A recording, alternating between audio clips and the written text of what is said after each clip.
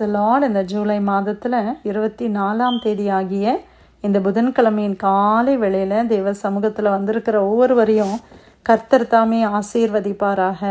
இந்த நாளிலும் நம்ம தியானிக்கிற கர்த்தருடைய வார்த்தை நம்முடைய பரிசுத்த வேதாகமத்தில் 2 நாளாகமம் 26ஆம் அதிகாரம் 16ஆம் வசனம். 2 Chronicles chapter 26 verse 16. அவன் பலப்பட்ட போது தனக்கு கேடு உண்டாகும் மட்டும் அவனுடைய மனம் மேட்டிமையாகி தன் தேவனாகிய கர்த்தருக்கு விரோதமாக மீறுதல் செய்து தூப பீடத்தின் மேல் தூபம் காட்ட கர்த்தருடைய ஆலயத்திற்குள் பிரவேசித்தான். அல்லேலூயா. இந்த அருமையான வசனத்துக்காக இந்த காலை வேளையில் நம்ம கர்த்தரை ஸ்தோத்திரிக்கலாமா? இந்த வசனம் யாரை குறித்து சொல்லப்படுகிறது என்று பார்க்கும் பொழுது, யூதாவினுடைய ராஜாவாகிய உசியா என்கிறதான ஒரு ராஜாவை குறித்து பரிசுத்த ஆவியானவர் இதை நமக்கு எழுதி கொடுத்திருக்கிறத பார்க்கிறோம். இந்த ராஜா 16 வயதில் ராஜாவாக ஆகிறார். ஒரு டீனேஜ் பருவம் இல்லை, 16 இயர்ஸ். அந்த 16 வயசில் அவர் ராஜாவாக ஆகி 52 வருஷம் எருசலேமில் அரசாண்டாராம். ஆமேன். எத்தனை வருஷம்? 52 வருஷம். பிரியமானவர்களே, தாவீது கூட 40 இயர்ஸ் தான் அரசாண்டார். ஆனால் இவர் 52 ஆண்டுகள் அரசாளுகிறத பார்க்கிறோம். அவர் 4வது வசனம், அவன் தன் தகப்பனாகி அமத்சியா செய்தபடியெல்லாம் கர்த்தரின் பார்வைக்கு செம்மையானதை செய்தான். ஆண்டவருடைய பார்வைக்கு செம்மையானதை அந்த ராஜா செய்கிறார். அவங்க அப்பாவும் அப்படிதான் இருந்தாங்க. அதே மாதிரி இவரும் அல்ல ஆண்டவருடைய பார்வைக்கு செம்மையானதை செய்தார் என்று 4ஆம் வசனத்தில் பார்க்கிறோம். ஆமேன். 5ஆம் வசனம், அவன் என்ன செய்தானா, அவன் கர்த்தரை தேடின நாட்களில் தேவன் அவன் காரியங்களை வாய்க்க செய்தார். கர்த்தரை தேடுகிற ஒரு மனிதனாக அவர் இருந்தார். அப்போ கர்த்தரை தேடின நாட்களில் எல்லாம் அவனுடைய காரியம் ஜெயமாக இருந்தது. அவனுடைய காரியங்களை கர்த்தர் வாய்க்க பண்ண, எந்த இடத்திற்கு போனாலும் வெற்றி, எந்த இதை தொட்டாலும் ஒரு ஜெயம், ஒரு ஆண்டவர் அப்படி ஒரு ப்ராஸ்பரஸாக இந்த உசியா ராஜாவை கர்த்தர் ஆசீர்வதித்து வைத்திருந்தார். அப்புறமா நம்ம வாசிக்கும் போது பார்க்குறோம், அவன் புறப்பட்டு போய் பெலிஸ்தரோடு யுத்தம் பண்ணி எத்தனையோ அலங்கங்களை அவன் இடித்து போட்டு அவன் பெலிஸ்தருக்குள்ள பட்டணங்களை கட்டினான். அப்படியாக தேவன் அவனுக்கு துணை நின்றார். பெலிஸ்தியரையும் கூர்பகாலிலே குடியிருக்கிற அரபியரையும் மெகுனியரையும் வெல்ல தேவன் அவனுக்கு துணை நின்றார். எங்கெல்லாம் அவர் யுத்தத்துக்கு போகிறாரோ அங்கெல்லாம் அவர்களை தோற்கடித்து அவர்களை வெல்லுகிறார். அவர்களை வெல்லும்படி யார் துணை நின்றார்? தேவன் உசியா ராஜாவுக்கு துணையாக நின்றார். அம்மோனியர் உசியாவுக்கு காணிக்கைகளை கொடுத்தார்கள். அவனுடைய கீர்த்தி எகிப்தின் எல்லை மட்டும் எட்டினது. அவன் மிகவும் பலன் கொண்டான். அப்படியாக அவனுடைய கீர்த்தி, அவனை பற்றி புகழ்ச்சி எங்கே வரைக்கும் எட்டுச்சான்? எகிப்து தேசம் வரைக்கும் எட்டுச்சுன்னு சொல்லி பார்க்குறோம். பகையாளிகள்லாம் காணிக்கை கொடுக்குறாங்க.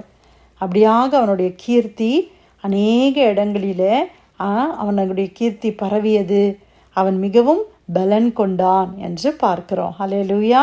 அவன் தன்னுடைய தேசத்திலேயும் நிறைய கோபுரங்களை கட்டி பலப்படுத்துகிறான். நல்ல ஃபார்ட்டிஃபைடு வால்ஸ், எதிராளிகள் அட்டாக் பண்ணக்கூடாதுன்னு சொல்லி தன்னுடைய தேசத்தை பாதுகாப்பதற்காக நல்ல ஒரு ஸ்ட்ராங் டிஃபென்ஸ் அவன் அதுக்கான காரியத்தையும் அவன் செய்கிறத நம்ம பார்க்கிறோம். ஹல்லேலூயா. கோபுரங்களை கட்டி அவைகளை பலப்படுத்தினான்.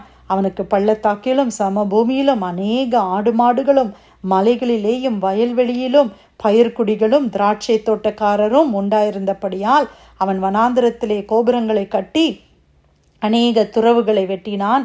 அவன் வெள்ளாண்மை பிரியனாயிருந்தான். ஃபார்மிங், அக்ரிகல்ச்சர் இல்லை, அவனுடைய லேண்டில் நல்ல ஒரு வெள்ளாண்மை பிரியனாக, ஃபார்மிங்கில் அவன் ரொம்ப இன்ட்ரெஸ்ட் எடுத்து நல்ல ஒரு அறுவடை, நல்ல ஒரு ஜனங்களுக்கெல்லாம் நிறையா லைவ்லிஹுட், அவங்களுடைய அன்றாட வாழ்க்கைக்கு தேவையான எல்லாவற்றையும் அவன் செய்து கொடுக்கிற ஒரு நல்ல அரசனாய், நல்ல ராஜாவாக இந்த உசியா ராஜா இருந்தார். உசியாவுக்கு யுத்த வீரரின் சேனையும் இருந்தது.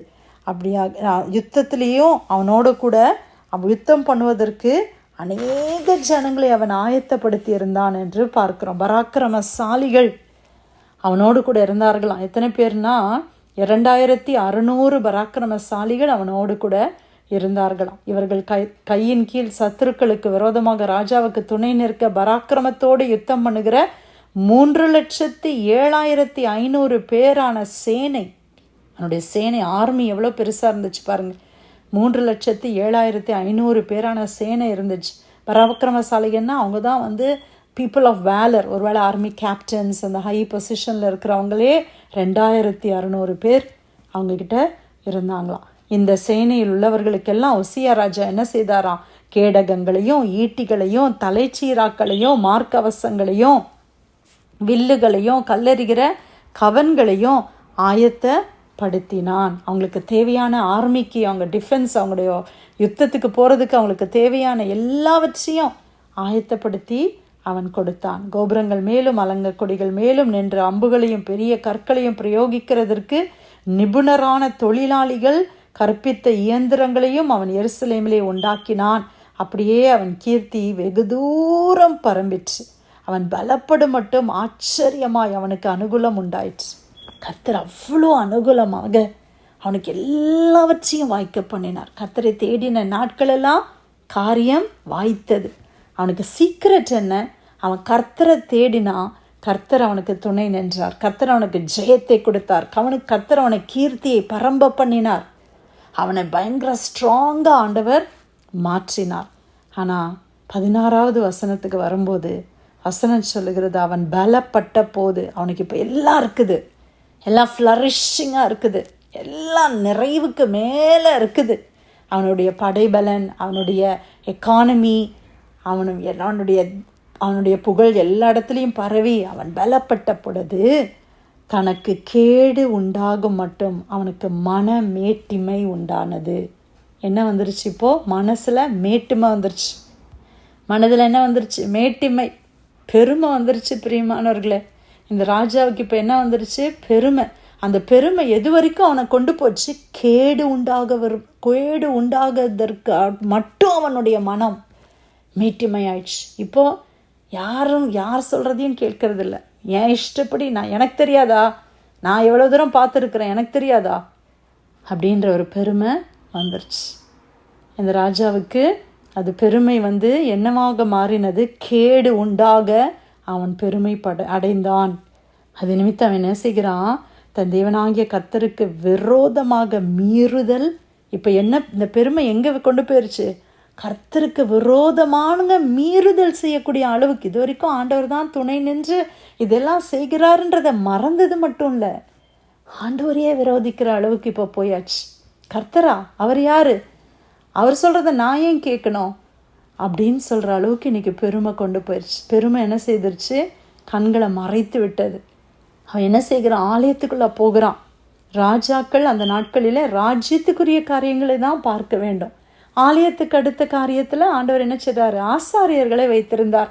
அவர்களுக்கு தான் அதற்கென்று அவர்கள் வேறு பிரிக்கப்பட்டு அதற்குரிய பிரதிஷ்டையிலே அவர்கள் வாழ்ந்தார்கள். அவங்களுக்கு தான் தெரியும் எப்படி தூபம் காட்டணும், என்ன செய்யணும். ஆண்டவர் அந்த ஒழுங்குமுறைகளை வைத்திருந்தார். ஆனால் இந்த ராஜாக்கு இப்போ பெருமை வந்ததுனால அவன் என்ன செய்கிறானா? தேவனுடைய கர்த்தருக்கு விரோதமாய் மீறல் செய்து தூப பீடத்தின் மேல் தூபம் காட்ட கர்த்தருடைய ஆலயத்துக்குள்ளே பிரவேசித்தான். தூப பீடத்தில் போய் நான் தூபம் காட்டுறேன், எனக்கு தூபம் காட்ட தெரியாதா, இது என்ன பெரிய விஷயம் அப்படின்னு அவன் தூபம் காட்ட ஆலயத்துக்குள்ளே பிரவேசித்தானான்.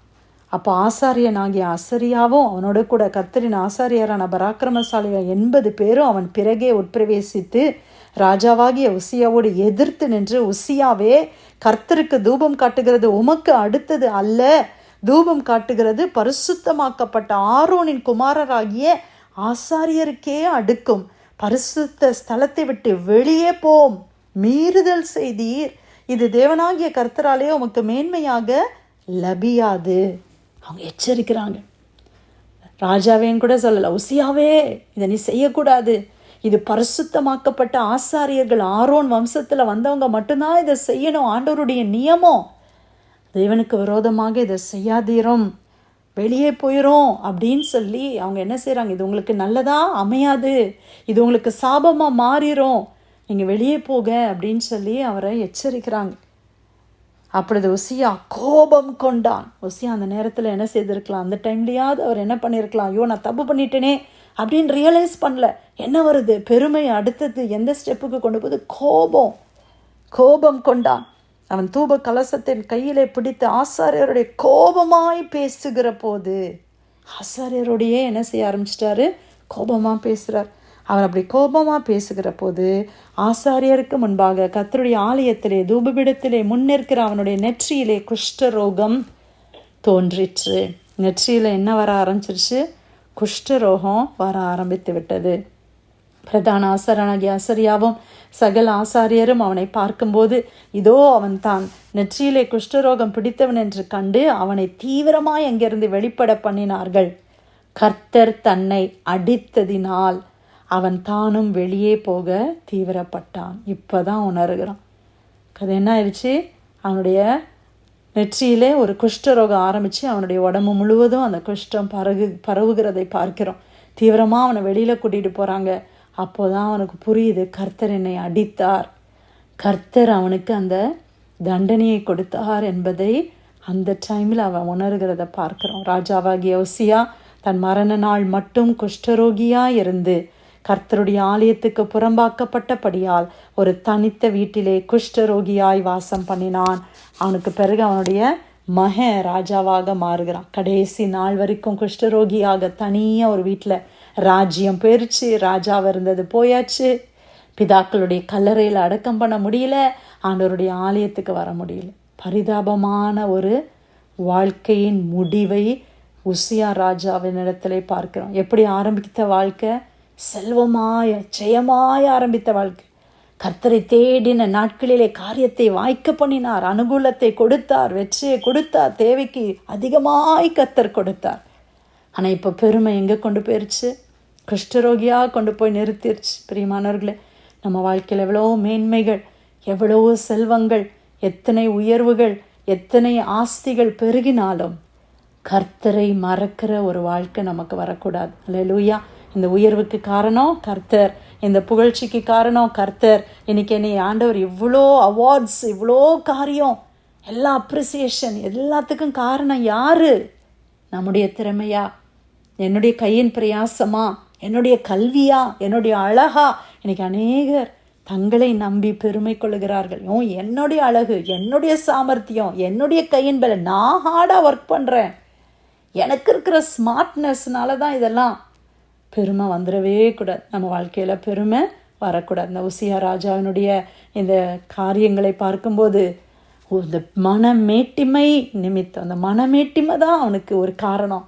அவனுக்கு கேடு உண்டாக அவனை கீழே தள்ளி போட்டது. நம்ம கீழே விழுறதுக்கு நம்ம வாழ்க்கையில் பெருமை வந்துருச்சுன்னா போதும். அதுக்கப்புறம் யார் சொல்கிறதும் கேட்குறது கிடையாது. எனக்கு தெரியும், நீ யார் சொல்கிறது? அது பாஸ்டராக இருக்கட்டும், அது பெரிய ப்ரீச்சராக இருக்கட்டும், ஆண்டவருடைய பிள்ளைங்களாக இருக்கட்டும், யாருக்கும் மதிப்பு இல்லை. அப்படிப்பட்ட ஒரு வாழ்க்கை நமக்கு போயிடக்கூடாது. அப்படிப்பட்ட ஒரு நிலைமையில் போய் ஒன்றும் இல்லாமல் நம்ம போகக்கூடாது. ஆண்டவருடைய ஆண்டவர் வந்து ஆசீர்வதிக்கிறவர். ஆனால் ஆசீர்வாதத்தை தக்க வைத்து கொள்வது என்கிட்ட தான் இருக்குது இல்லையா? ஆண்டவரால் ஒரு நிமிஷத்தில் என் வாழ்க்கையை மாற்றி ஆசீர்வதிக்க முடியும். ஆனால் அந்த ஆசீர்வாதத்தில் நான் நிலைத்திருக்கணும்னா நான் யாரை பிடித்து கொள்ளணும்? கர்த்தரை பிடித்து கொள்ளணும். ஆண்டவருக்கு பிரியமா நம்ம வாழணும். நம்ம வாழ்க்கை எப்படி ஆரம்பித்தது என்பது முக்கியம் இல்லை, எப்படி முடிக்க போகிறோம். அதான் அப்போஸ்தலன் பவுல் சொல்கிறாரு, நீங்கள் ஆவியில் ஆரம்பம் பண்ணினீங்க, இன்னைக்கு மாம்சத்துலையா முடிக்க போகிறீங்க. உங்களுக்கு இந்த பவர், இந்த ப்ரெஸ்டீஜ், இந்த பொசிஷன், டைட்டில், இதுக்காக எல்லாத்தையும் இழந்துருவீங்களா? இல்லை பிரியமானவர்களே, நமக்கு கர்த்தர் தான் முக்கியம். ஆண்டவருடைய வழிகள் முக்கியம். இதனால் ஆண்டவர் நம்மளோட பேசின அந்த வசனத்துக்காய் கர்த்தரை ஸ்தோத்திரிக்கலாமா? 2 நாளாகமம் 26:16 அவன் பலப்பட்ட போது தனக்கு கேடு உண்டாகும் மட்டும் அவனுடைய மனம் மேட்டிமையாகி தன் தேவனாகிய கர்த்தருக்கு விரோதமாக மீறுதல் செய்து தூபபீடத்தின் மேல் தூபம் காட்ட கர்த்தருடைய ஆலயத்திற்குள் பிரவேசித்தான். ஆண்டவர் கொடுத்த வசனத்துக்காய் நன்றி செலுத்தி யாராவது நம்ம ஜெபிக்கலாமா?